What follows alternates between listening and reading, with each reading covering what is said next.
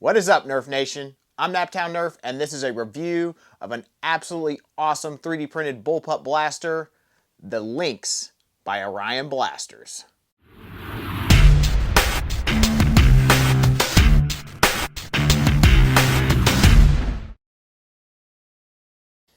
Now, I'm sure most of you have heard of the Lynx by now. This blaster has actually been around for quite some time. I know it hasn't really been publicly released until somewhat recently, but this is the V2. The V1, I think, was mainly released to special creators for testing purposes and whatnot. But nevertheless, I have built my own V2 Lynx, and this blaster is quite something. I mean, really incredible how it all goes together. It is one of the simplest blasters, 3D printed blasters anyways, that I've assembled. And the way it works is genius in my opinion, especially considering this is a bullpup blaster. It is by far my favorite bullpup blaster I've ever used. I'm not usually a humongous fan of bullpup, but this one I can get behind, and I think it will be super effective when I can get it out on the battlefield, especially for CQB, close quarters combat. So yeah, this is really cool, and I'm really excited to share it with you guys. So this blaster is pretty unique in how it fires darts. The air actually goes around like this and fires the dart out that direction. So I will go ahead and we'll remove the mag for this, but the spring collapses back here and then it pulls the whole system forward. So it actually is moving the catch. The catch is right here for right now, and then it moves it forward over the trigger, allowing it to fire. So this is what makes this blaster work really well and be pretty darn practical for a bullpup blaster. The only downside to this is you're not able to deprime the blaster, but I think we're able to be okay sacrificing that because of the bullpup and the nature of how this blaster works. But it also gives you the ability to be able to slam fire this blaster, so that's pretty darn sweet. So nevertheless, the way this works is obviously when you fire, the air is pushed this way and then it loops up around, and the dart has been pushed into the breech at this point and fires out this really long barrel. This barrel is pretty darn long, even with the shorter one. It's close to 40 centimeters. Then there's also a longer version that's over 40 centimeters. I'm not exactly sure on the specific length, but gives you an ability to have quite a bit of a spring load in here, which is another thing I want to get to. This is only 8 kg, and I'm getting pretty darn good numbers with just 8 kilograms, and this is a long shot spring from Turf Blasters, so that's pretty darn cool, and it also looks really good in here. And I think it's awesome how compatible this thing is with basically any spring you could want to put in it. I really love that it's compatible with long shot springs because I feel like they're the highest quality of spring and will last the longest. So that's what I prefer to use, but you can use your K25, your K26, all the different McMaster springs you could possibly want to put in there with lots of different diameter choices. And then it also works with pretty much every long shot spring you could find.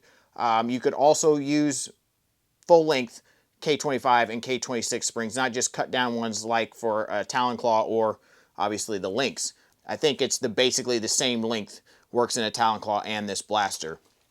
But yeah, that's pretty darn sweet that you could also use a full length spring if you so choose. Although from what I've been told, and I have not tested this myself, it doesn't really help gain much power doing that. So I'm not sure if that's something that is useful necessarily, but it's an option, and I think that's pretty darn cool. You do have to change out a few 3D printed parts to be able to use it with a full length spring, but yeah, that's definitely an option. Another thing that's really cool about this blaster is you can just load in a magazine without having to prime the blaster back. So that's pretty darn sweet. You can release it with the magazine release right here. Oh, one-handed operation, difficult. Or you can release it with your thumb or finger with this guy right here, like that. And it gravity drops, so that's really sweet, which makes it a lot easier to, in my opinion, to, you know, release your magazine there. Gives you a lot quicker, because sometimes with Bullpup it's kind of hard to find it, but I feel like with the release in front here, it's really easy to, we'll go ahead and put the magazine back in, grab it like that and release it, or do it this way, and, you know, both options are really, really sweet, and that makes this blaster, in my opinion, usable, because I really have always hated trying to find the release on the back side, especially when you have it shouldered. There's just not a lot of space there, so I think that's really cool how he put the release in front, and he gave you this option for an extended arm. Obviously, we have a Picatinny rail on top, so you can put any optic you want up there. You do have a worker scar on the end here. This does not come with the kit, the hardware kit that he sells. And if you want to use the shorter barrel, you're going to want one of these. It has two little nubs here that lock in that barrel, along with O-rings back here that seal in that barrel and hold it in really nice and tight. And I really like that feature quite a bit. The only downside or thing that I feel like could be tweaked a bit is maybe creating some sort of front nose piece, muzzle piece there to hold this center, so it's perfectly aligned with your rail on top. Trying to align that perfectly with these two guys back here isn't super awesome, but it's not terrible. Very, very small you know, deal there, but I think that would be a really easy thing to do. You could also do another option where it's a smaller diameter if you have, you know, the barrel coming out past this point and you have a different kind of scar on the end if you have the longer barrel option. I've tested this with both lengths of barrel, so we will see those kinds of numbers a little later on, but my recommendation right now is pretty much with most spring loads, you're going to want that shorter barrel because that is still a very long barrel. So that's probably my recommendation. You can also use this blaster with a 40 centimeter Monkey Mods barrel. Unfortunately, I don't own one that's not threaded, so I wasn't able to test that. But that is something I feel like could be useful, but we'll get into more of that later. Obviously, the front grip here, you can put anything down here. This is a Picatinny rail, and I printed off something I found on Thingiverse. I actually like this foregrip quite a bit for this blaster. It fits perfectly. The other thing that is absolutely amazing about this blaster is how it breaks down. There are two pins in front and back here, and you can basically take this whole thing apart in a matter of minutes. Orion Blasters has a great video overview of the blaster. It's showing you how to assemble the blaster, how you can tear it down and whatnot. So I won't get into that too much to keep this video a little shorter, but I will link his video in the description box because I highly recommend checking it out, especially if you want to build your own. But yeah, just really cool how you can just pull that out and change out your barrel really easily, change out the spring pretty darn quickly. So yeah, it's very, very easy to maintain and maintenance, and all the things you could possibly want to do with your blaster is just super, super simple. He also gives you spots to hold those pins when you're taking it apart. He also has places to use in the prints, so you won't need possibly a wrench or anything like that. You can use the prints themselves to tighten up your nuts and what have you. So that's pretty darn sweet. But I don't want to talk about this thing too much. I want to take it out and fire it off for you guys because it is really impressive. All right, you guys, let's go ahead and fire this thing off. I'm going to use both the Adventure Force Pro Darts and some Worker Gen 3s just to see which one performs better, if they're any different at all. I have done quite a bit of testing with this already with different lengths of barrel, like I said, with different spring loads. Hopefully I can show a little bit of that footage in this video somehow, but it'll be way too long for me to show it in this fashion anyways. But I did want to do a little firing, obviously, with the setup that I probably plan to use the most often and the one that I found the most effective, at least in my climate. The barrel is definitely a little loose in my opinion, and I think that's causing it to be a little inconsistent. It may be a little better today because it's warmer out, but obviously conditions and stuff like that make a big play a big factor in that. So we'll see how it does.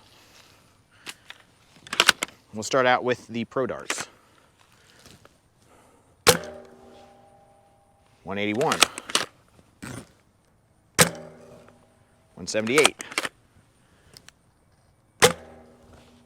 166, 158, 200, 158, 185, 168, 170. So as you can see, there's a wide range of outcomes, and I really do think that's because the barrel is pretty long for an 8 kg spring, but even more so, the dart fit is pretty loose, especially with these darts. They seem a little looser than the Worker Gen 3s, so I think that's why the numbers are so inconsistent. But we'll try some Worker Gen 3s and see if they're any better. 195, duplicate 195, 181, 172, 198, 194, 195, 208, 198,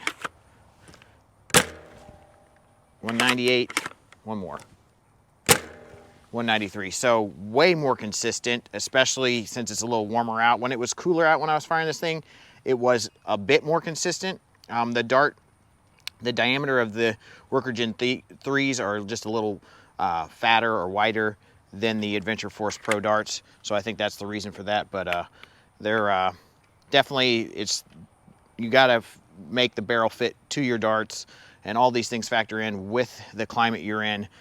So numbers can change a lot with blasters like this depending on those factors. And you know, both are good choices of dart. This just seems to work better with this barrel that is included in the hardware kit. So we'll go back inside and I'll give you my final thoughts, but I will let you know those ranges are really impressive. Definitely 100-foot ranges, and that's with an 8 kg spring with a really light spring load.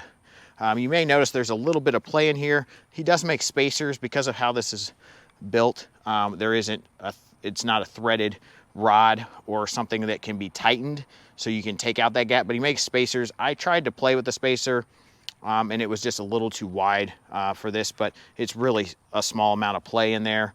I may try to put maybe a spacer in there somehow, but that's just a typical problem with 3D printed blasters in general, but that may be a little bit of an issue for some people, but it doesn't really affect anything except for maybe looks. So yeah, let's go back inside and I'll give you my final thoughts. All right, so as you can see, this thing is pretty darn sweet. And one of my favorite things about this blaster is how you can basically change the performance to whatever you so desire. I know there's some consistency issues but I think that's more of a dart to barrel fit problem more than anything. 8 kg is pretty light in terms of, you know, spring loads in my opinion, but you could go lighter than this and try to get down to that 150 range. So that's pretty cool that you could do that with this platform. But you could also take it above 300. I've seen people have theirs shoot over 300, although I would recommend a Monkey Mods barrel most likely for that, so you can actually get consistent numbers. When I put an 18.5 kg spring in here, I got some pretty nice numbers around 250 or so, but I think it would have done a lot better if my dart fit was better, and it was a little cold that day, which makes the inconsistencies even greater, even with that longer barrel. So, you know, really, really cool in my opinion how this thing can achieve numbers between 150 to over 300 that I've seen some people get with theirs. So the way Orion has built this blaster is top notch. He took his time with it. He made sure it was right, and there's really only a few little minor things that I would change, and I'm sure people will come out with parts that are a little different, a little more comfortable maybe. This piece right here can hurt your thumb just a little bit, but I've actually gotten more used to it, so it's not as bad as I thought it was at first. But I really do like this design, the extension on that mag release. I think it's really cool. And then I know my man over at Silver Fox Industries, Ryan, he created a little piece that goes on the front of here. I don't know if that locks this barrel center or not, but if something like that was done, I think that would help centering this this barrel a little bit better and making it just a slight bit more accurate if you're trying to sight in, you know, something with some sort of optic on top and what have you. But all in all, if you set it up properly, you can get it pretty well centered, and it does stay put really, really well. It is locked in there.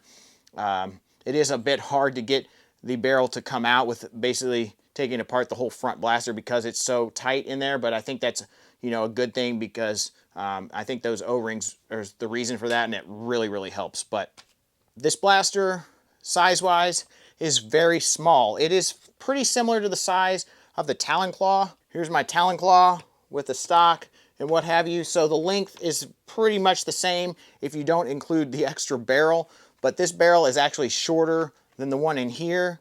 So if you want to get this thing up over 300 FPS, you're going to have an even longer barrel and obviously a bigger spring. And the fact that this thing can take virtually any spring you want to put in it, I think is really cool. I cannot do that with this, especially with the tooth and nail in there.